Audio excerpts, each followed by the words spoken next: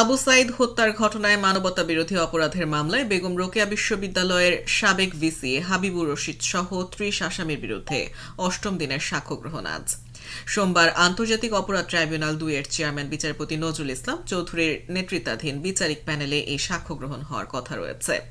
এর আগে ২২ সেপ্টেম্বর এ মামলার সপ্তম দিনের সাক্ষ্য গ্রহণ ও জেরা শেষ হয়। ওই দিন ৬ নম্বর সাক্ষী হিসেবে সাক্ষ্য দেয়া সিয়াম আহসান আয়ানকে জেরা করেন পলাতক ২৪ আসামির পক্ষে ৪ স্টেট ডিফেন্স সহ গ্রেপ্তারকৃতদের আইনজীবীরা। পরে ৭ নম্বর সাক্ষীর জবানবন্দি নেওয়া হয়। ২১ সেপ্টেম্বর এই মামলায় সাক্ষ্য দেন আয়ান। এই মামলায় গ্রেপ্তার হওয়া ৬ আসামি হলেন এএসআই আমির হোসেন, বেগম রোকেয়া বিশ্ববিদ্যালয়ের সাবেক প্রক্টর শরীফুল ইসলাম, কনস্টেবল সুজন চন্দ্র রায়, ছাত্রলীগ নেতা ইমরান চৌধুরী, রাফিউল হাসান রাসেল ও আনোয়ার পারভেজ। উল্লেখ্য, গত ২৮ আগস্ট জুলাই আন্দোলনের প্রথম শহীদ আবু সাইদের বাবা মকবুল হোসেনের জবানবন্দির মধ্য দিয়ে শুরু হয় এই মামলার সাক্ষ্য গ্রহণ।